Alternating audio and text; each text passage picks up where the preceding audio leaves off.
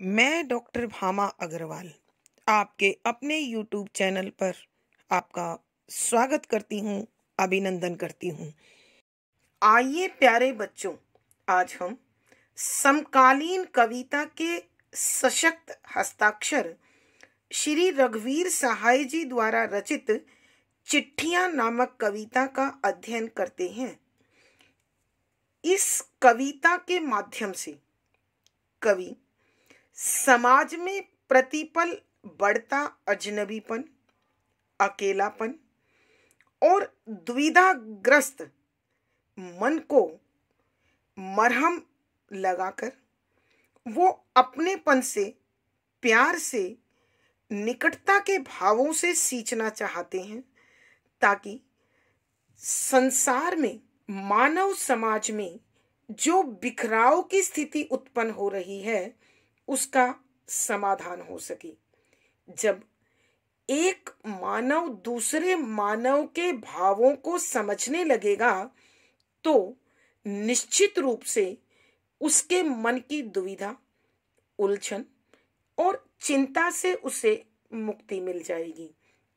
यहाँ कवि इसी प्रकार के अपनेपन के भावों से भरकर कविता लिखने लगता है, और जब कविता को लिखता है तो उसकी भावना इतनी अधिक प्रबल हो जाती है कि मस्तिष्क में उठने वाला प्रत्येक विचार मन के स्तर पर आकर भावुक हो जाता है, अपनेपन से भर जाता है।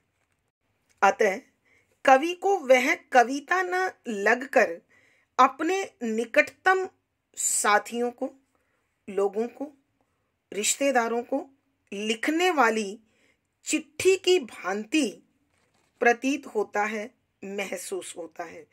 इसलिए उस कविता का प्रत्येक शब्द मन के दरवाजे से झांकता हुआ महसूस होता है।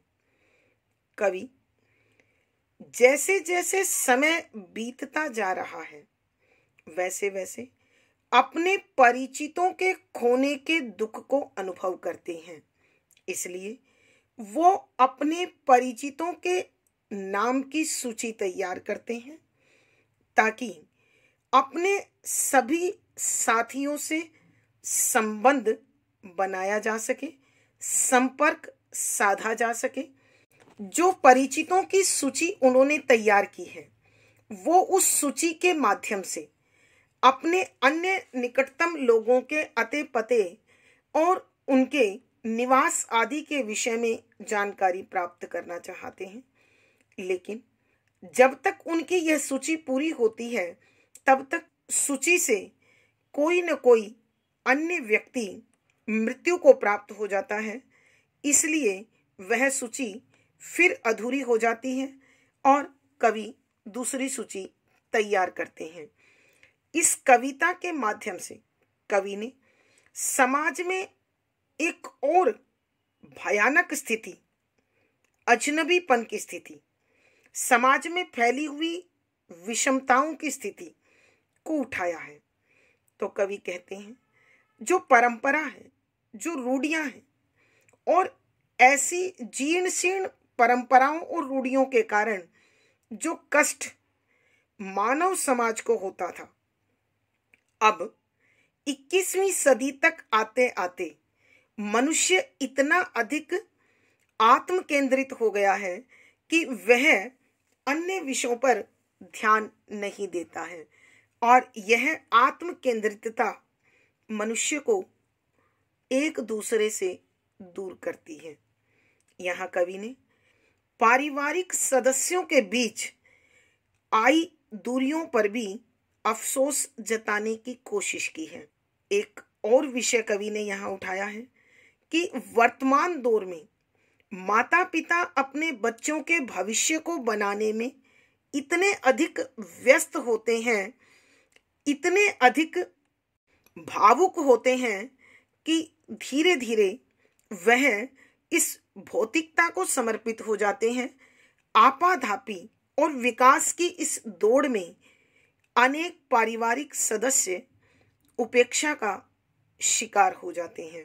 अतः कवि अपने परिवार के बच्चों के नाम भी एक चिट्ठी छोड़ते हैं कि जब कभी उनके बच्चे स्थापित हो जाएंगे और वो फुर्सत में होंगे, तब उन्हें मेरी ठीक उसी प्रकार याद आएगी जिस प्रकार आज मुझे एकांत के क्षणों में अपने पिता की याद आ रही है।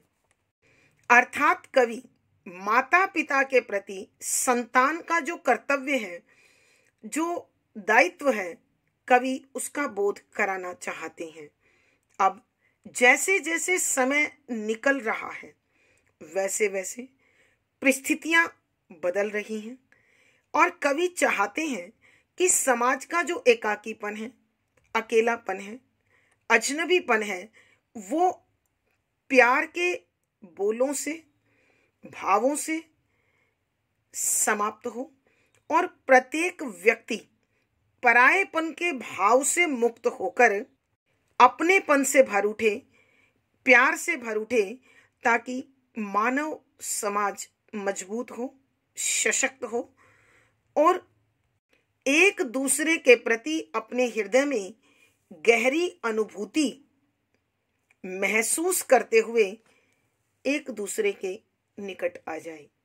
तो आइए बच्चों, हम इसी प्रकार के भावों से भरी इस कविता का अध्ययन करते हैं। पद संख्या 1। आखिर जब कवि लिखने बैठा तो पाया कि वह चिट्ठी लिखता है। सब निरशंसताएं सामान्य हैं। 21वीं सदी में पुराणपंथी प्रसन्न हैं। 20वीं शताब्दी शेष होने लगी। सब मेरे लोग एक एक कर मरते हैं। बार बार बचे हुए लोगों की सूची बनाता हूं, जो बाकी बचे हुए लोगों के अते पते बतलाए, जिससे ये चिट्ठियां मैं उनको भेज दूं। प्रसंग। प्रस्तुत पद हमारी हिंदी की पाठ्य पुस्तक समकालीन हिंदी कविता में संकलित समकालीन हिंदी कविता के सशक्त हस्ताक्षर श्री रघुवीर सहाय जी द्वारा रचित चिट्ठियां नामक कविता से लिया गया है। संदर्भ। इस कविता के माध्यम से कवि समाज में मानव के बीच बढ़ती हुई दूरियों, अजनबीपन, एकाकीपन, परायेपन का जो विस्तार हो रहा है, जिसके कारण समाज का बिखराव हो रहा है, से अत्यधिक चिंतित है और उसका समाधान कवि अपनेपन के भावों से, प्यार से, निकटता से और भावना से करना चाहते हैं। अतः पाठकों को वर्तमान दौर की स्थितियों से अवगत करा उन्हें मानवीय मूल्यों से भरने के लिए कविवर लिखते हैं कि व्याख्या शब्दों के अर्थ आवश्यकता के अनुसार। आखिर जब कवि लिखने बैठा तो पाया कि वह चिट्ठी लिखता है। यहाँ कविवर रघुवीर सहाय जी बता रहे हैं कि जब मैं कविता लिखने लगा तो कविता में लिखे जाने वाले शब्द और विचार मुझे ऐसे लगे मानो वो भावना के स्तर पर निकलकर आ रहे हों। अर्थात कवि कविता में लिखने वाले शब्दों को हृदय से, मन से, भावों से भरकर लिख रहे थे। इसलिए उनके द्वारा लिखे जाने वाली वो कविता विचार की दृष्टि पर नहीं, बल्कि भावना की दृष्टि पर सशक्त होने के कारण चिट्ठी की भांति अपनेपन, प्यार और निकटता के भावों से भरी हुई महसूस हो रही थी। अतः कवि उस कविता में शामिल करने वाले अनेक विषयों को भावना से जोड़कर ही लिखते हैं। सब निरशंसताएं सामान्य हैं। सब सारी की सारी निरशंसताएं, अत्याचार सामान्य, साधारण है कि समाज में प्राचीन काल की अपेक्षा अब अत्याचार कम होने लगे हैं। अर्थात कवि के कहने का अभिप्राय यह है कि जो रूढ़ियां, जो परंपराएं जटिल और कठोर थी, जिनके कारण समाज में अनेक प्रकार के संघर्ष और अत्याचार स्थान बनाए हुए थे, धीरे धीरे करके वो समाप्त हो रहे हैं, कम हो रहे हैं। क्योंकि 21वीं सदी में पुराणपंथी प्रसन्न है कि हम 21वीं सदी की ओर प्रवेश कर रहे हैं। परंपरावादी लोग इसलिए प्रसन्न हैं क्योंकि इस दौर में मनुष्य को किसी अन्य व्यक्ति के जीवन में निजी स्तर पर झांकने की फुर्सत नहीं है। 20वीं शताब्दी शेष होने लगी है कि धीरे धीरे करके 20वीं शताब्दी समाप्त हो रही है, खत्म हो रही है। अर्थात नया समय आ रहा है। सब मेरे लोग एक एक कर मरते हैं, ये कवि कहते हैं। मेरे निकटतम साथी अनेक मृत्यु को प्राप्त हो रहे हैं। बार बार बचे हुए लोगों की सूची बनाता हूं कि जो लोग अब मेरे संपर्क में हैं, जो मेरी पहचान में हैं, मैं उन बचे हुए लोगों की एक सूची तैयार करता हूं, तालिका तैयार करता हूं। लेकिन दुर्भाग्यवश जब तक वो सूची तैयार होती है, कोई न कोई अन्य व्यक्ति मृत्यु को प्राप्त हो जाता है, जो बाकी बचे हुए लोगों के अते पते बतलाए कि इस सूची में शामिल लोगों से मैं अन्य लोगों के पतों के विषय में जानकारी प्राप्त करना चाहता हूं, जिससे ये चिट्ठियां उनको भेज दूं कि ये जो मैंने अपनेपन के भावों से भरी हुई, प्यार से भरी हुई, निकटता से भरी हुई चिट्ठियां लिखी हैं, मैं उन्हें भेज पाऊं। यहाँ कवि के कहने का अर्थ यह है कि वर्तमान दौर में मनुष्य विकास की यात्रा इतनी तेजी से चल रहा है कि उनका आपसी संपर्क, उनका एक दूसरे से व्यवहार धीरे धीरे टूटता चला जा रहा है और सब लोग एक दूसरे के लिए अनजान और अजनबी से होते जा रहे हैं।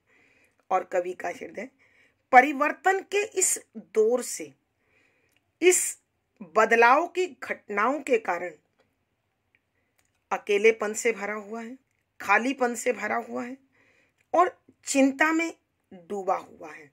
अतः कवि चाहते हैं कि सब लोग उनकी इस चिट्ठी को पढ़ें और फिर भावना के स्तर पर एक दूसरे से जुड़ जाएं। आइए बच्चों, हम फिर एक बार इस पद की व्याख्या करते हैं।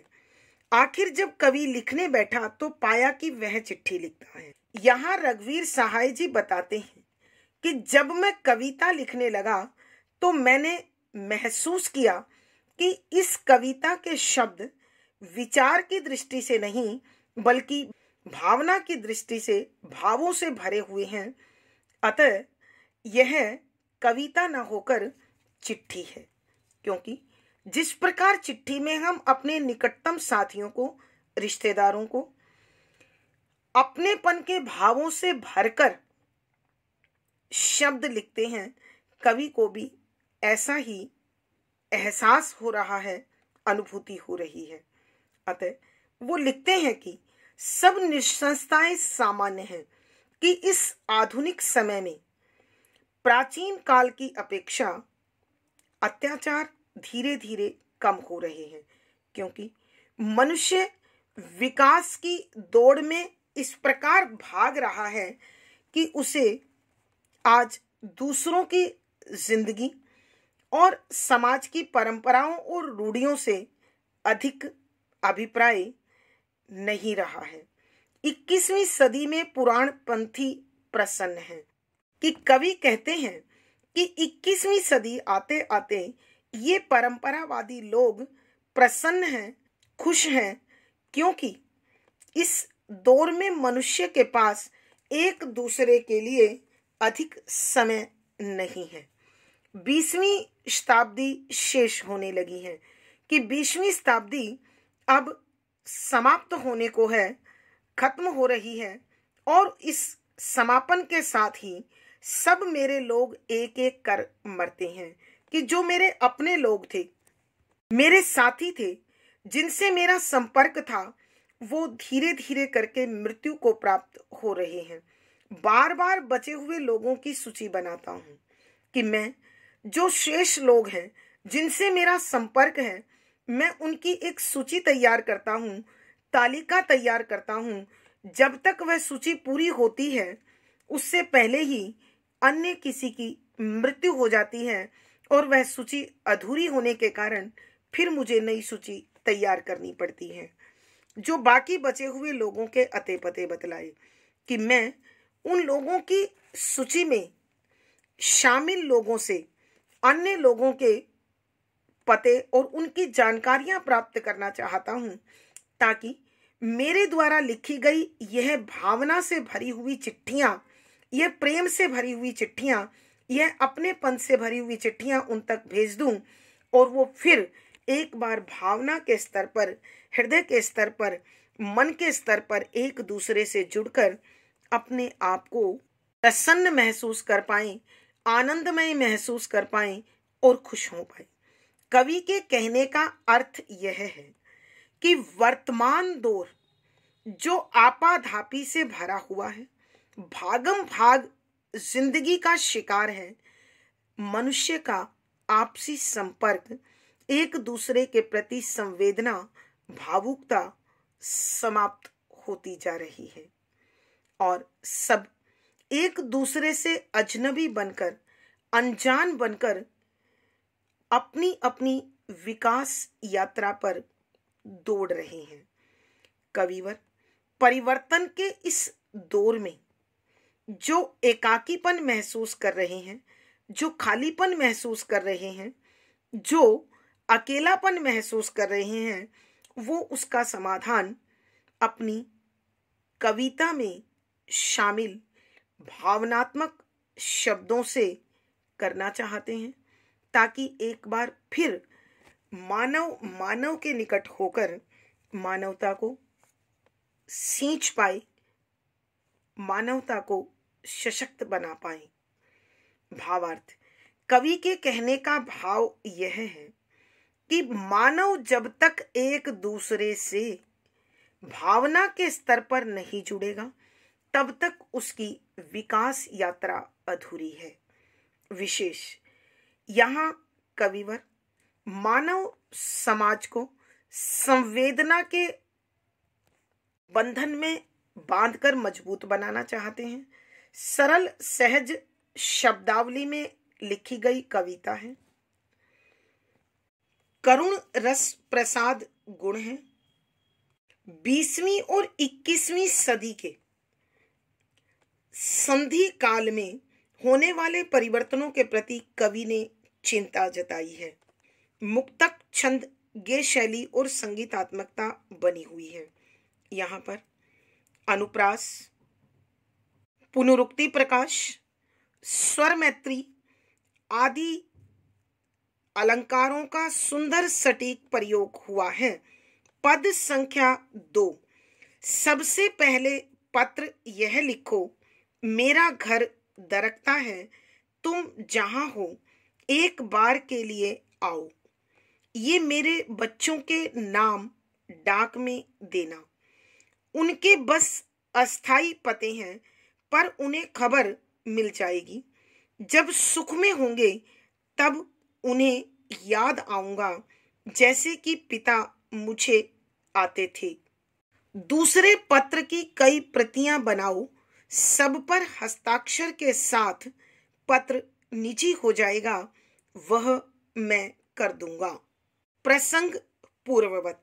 संदर्भ, यहाँ कविवर रघुवीर सहाय जी वर्तमान दौर में विकास यात्रा को समर्पित मानव समाज में बढ़ती हुई दूरियां और बिखराव की स्थिति पर अत्यधिक चिंता जता रहे हैं, और वो अपने हृदय में भरे हुए खालीपन, सूनेपन, अकेलेपन से लड़ते हुए चाहते हैं कि समाज में सभी मानव एक दूसरे के निकट हों और सब एक दूसरे की भावनाओं को समझें। अतः कविवर लिखते हैं कि व्याख्या शब्दों के अर्थ आवश्यकता के अनुसार सबसे पहले पत्र यह लिखो, मेरा घर दरकता है, तुम जहां हो एक बार के लिए आओ। यहाँ कविवर रघुवीर सहाय जी जब कविता लिखने बैठते हैं तो उस कविता में शामिल विचार उन्हें भावना के स्तर पर इतने अधिक मजबूत, सशक्त दिखाई देते हैं, इस प्रकार भावना से भीगे हुए महसूस होते हैं कि वो कविता न होकर उन्हें चिट्ठी महसूस होती है। अतः वह अपने मन के दर्द को इस चिट्ठी में उड़ेल देना चाहते हैं। यहाँ कविवर कह रहे हैं कि सबसे पहले एक ऐसे पत्र को लिखने की आवश्यकता है जिसमें पारिवारिक स्तर पर जो बिखराव वर्तमान दौर की एक गहन समस्या है, संयुक्त परिवार टूट रहे हैं और एकल परिवारों में भी पारिवारिक सदस्यों के बीच निकटता का निरंतर अभाव हो रहा है। एक दूसरे को समझना, एक दूसरे का सहयोग करना, एक दूसरे के लिए त्याग करना परस्पर खत्म होता जा रहा है। सब अपने निजित्व में, अपने आप में इतने अधिक खोए हुए हैं कि दूसरे से उसे कोई लेना देना नहीं है। तो कवि कहते हैं, मेरा घर दरकता है, दरकता टूटना, दरार आ जाना, कि मेरा परिवार अर्थात परिवार के सदस्य धीरे धीरे दूरियों का शिकार हो रहे हैं। उन लोगों के हृदय से अपनापन, प्यार, निकटता, संवेदना, भावुकता समाप्त हो रही है। तुम जहां हो एक बार के लिए आओ, कि तुम जहां कहीं भी हो एक बार आओ और इस पत्र के माध्यम से मेरे परिवार के सदस्यों के बीच आई दूरियों को, बिखराव को समाप्त कर दो। ये मेरे बच्चों के नाम डाक में देना, कि यह चिट्ठी डाक में मेरे बच्चों के पते लिखकर डाल देना, क्योंकि उनके बस अस्थाई पते हैं, पर उन्हें खबर मिल जाएगी कि वो आज अपने घर से दूर हैं।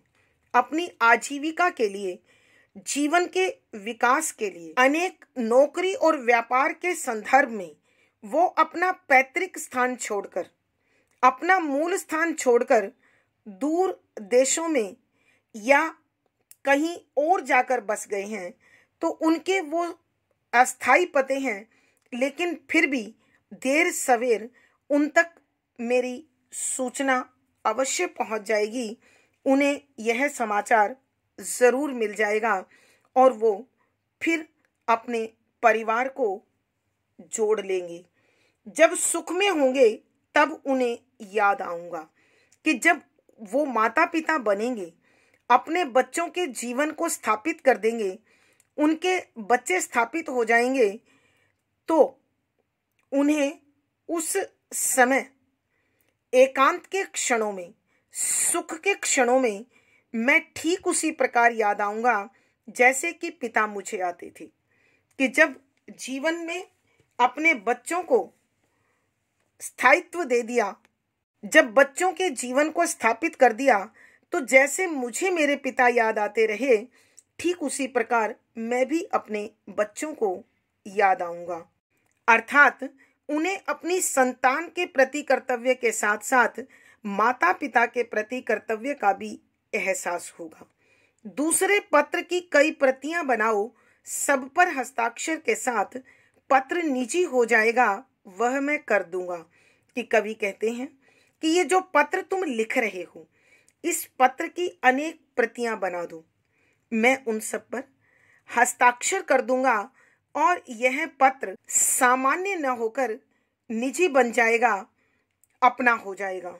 दूसरे शब्दों में कवि के कहने का भाव यह है कि जब भी हम किसी को पत्र लिखें तो उस पत्र में अपनापन हो, प्यार हो, निकटता हो, ताकि प्रत्येक व्यक्ति के जीवन में फैला परायेपन का भाव, एकाकीपन का भाव, अकेलेपन का भाव, अजनबीपन का भाव समाप्त हो सके।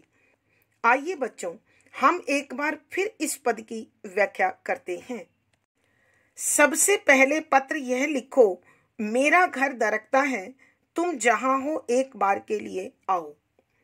यहाँ कविवर रघुवीर सहाय जी जब कविता लिखने बैठते हैं तो कविता में शामिल विचार उन्हें भावना के रस में इस प्रकार भीगे प्रतीत होते हैं, महसूस होते हैं कि वह उन्हें कविता न लगकर चिट्ठी सी लगती है। अतः वह इस चिट्ठी में अपने मन की सारी पीड़ा को, अकेलेपन के दर्द को उड़ेल देना चाहते हैं और ऐसा करते हुए लिखते हैं, सबसे पहले पत्र यह लिखो कि सबसे पहले मुझे अपने परिवार के स्तर पर एकता, निकटता, भावना और प्रेम की आवश्यकता है। अतः परिवार के नाम ही पहला पत्र लिखो और उसमें वर्णन करो, मेरा घर दरकता है, कि मेरे परिवार के सदस्यों के बीच निरंतर बढ़ती हुई दूरियों के कारण जो बिखराव उत्पन्न हो गया है, जो पारिवारिक सदस्यों का परस्पर संपर्क समाप्त हो रहा है, वो मेरी चिंता का विषय है, मेरे खालीपन का विषय है, मेरे दर्द का कारण है।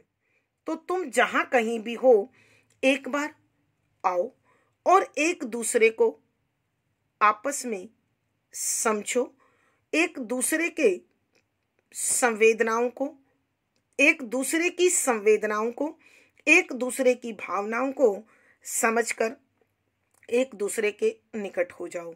ये मेरे बच्चों के नाम डाक में देना कि यह पत्र जिसमें मैं पारिवारिक सदस्यों को निकट कर देना चाहता हूं, उनके यह पत्र डाक में डाल दो। बेशक उनके बस स्थायी पते हैं, पर उन्हें खबर मिल जाएगी कि आज वो अपनी आजीविका के लिए, नौकरी के लिए, व्यवसाय के लिए बेशक अपने मूल निवास स्थान को छोड़कर, अपने पैतृक स्थान को छोड़कर दूर देशों में अथवा स्थानों पर बस गए हैं। वहां उनके जो रहने के ठिकाने हैं वो अस्थायी हैं, लेकिन फिर भी देर सवेर उन्हें यह पत्र, यह समाचार अवश्य प्राप्त हो जाएगा और वो अपने परिवार को संभाल लेंगे। जब सुख में होंगे तब उन्हें याद आऊंगा, जैसे कि पिता मुझे आते थे, कि जब मेरी संतान के या मेरे परिवार के सदस्यों के बच्चे अपने अपने जीवन को स्थापित कर लेंगे, अर्थात जब वो अपनी संतान के प्रति दायित्वों से मुक्त हो जाएंगे, एकांत के पलों में होंगे, सुख के पलों में होंगे, तब वो मुझे ठीक उसी प्रकार याद करेंगे जैसे मैं अपने पिताजी को याद करता था। अर्थात कवि के कहने का भाव यह है कि मनुष्य अपनी संतान के पालन पोषण में और अपनी संतान के भविष्य की चिंता में अक्सर माता पिता के प्रति होने वाले कर्तव्यों और दायित्वों को भूल जाता है। तो कवि की इच्छा है कि मनुष्य दोनों दायित्वों के बीच संतुलन बनाना सीखे और माता पिता के प्रति अपनी भावनाओं को, अपने कर्तव्यों को अवश्य निभाए। दूसरे पत्र की कई प्रतियां बनाओ, सब पर हस्ताक्षर के साथ पत्र निजी हो जाएगा, वह मैं कर दूंगा। कि कवि कहते हैं कि ये जो पत्र तुम मेरे परिवार के नाम लिख रहे हो, इसकी अनेक प्रतियां बनाओ, ताकि सभी पारिवारिक सदस्यों के पास मेरा प्यार, मेरी भावना, मेरा अपनापन समान रूप से पहुंच पाए, उसमें कोई भिन्नता ना हो। सब पर हस्ताक्षर के साथ पत्र निजी हो जाएगा कि जब इस पत्र पर मैं हस्ताक्षर कर दूंगा तो यह पत्र सामान्य पत्र ना होकर निजी पत्र हो जाएगा और वह हस्ताक्षर मैं अवश्य कर दूंगा। अर्थात कवि के कहने का तात्पर्य यह है, वर्तमान दौर की एक अत्यंत गहन समस्या कि मानव अजनबीपन, एकाकीपन और परायेपन के भावों से इस प्रकार टूट रहा है कि उसका मानवीय जीवन बिखरता चला जा रहा है। तो कवि उसका समाधान अपनेपन और प्यार के भावों से कर देना चाहते हैं। अतः कवि चाहते हैं कि इस प्यार के प्रसार से, इस अपनेपन के विस्तार से सभी प्रेम के बंधन में बंध जाए और समाज एक बार फिर निकटता के भावों से भरकर संवेदना के स्तर पर एक दूसरे से जुड़कर मजबूत हो, सशक्त हो और मानसिक तौर पर सबल हो। भावार्थ, कवि के कहने का भाव यह है कि वर्तमान समय में जो पारिवारिक स्तर के साथ साथ सामाजिक बिखराव की स्थिति है वो सुधरनी चाहिए और उसका समाधान केवल और केवल अपनेपन के भावों का विस्तार है। विशेष यहाँ कवि ने अपनेपन के भावों के प्रसार से समाज में व्याप्त मानवीय दूरियों को समाप्त करने की कोशिश की है। सरल, सहज, परवाहमयी खड़ी बोली है, करुण रस है, प्रसाद गुण है, मुक्तक छंद गेय शैली और संगीतात्मकता है। यहाँ संबोधन, अनुप्रास, उदाहरण आदि अलंकारों का सुंदर सटीक प्रयोग हुआ है। आज की कक्षा में प्यारे बच्चों इतना ही। अगली वीडियो में फिर मुलाकात होगी। आशा है पढ़ा गया विषय आपको अच्छी प्रकार से समझ में आया होगा। अपने भाव व विचार कमेंट बॉक्स में लिखें। वीडियो को लाइक करें, शेयर करें और चैनल सब्सक्राइब करें। आपका दिन और जीवन मंगलमय हो। इसी शुभकामना के साथ आभार, धन्यवाद।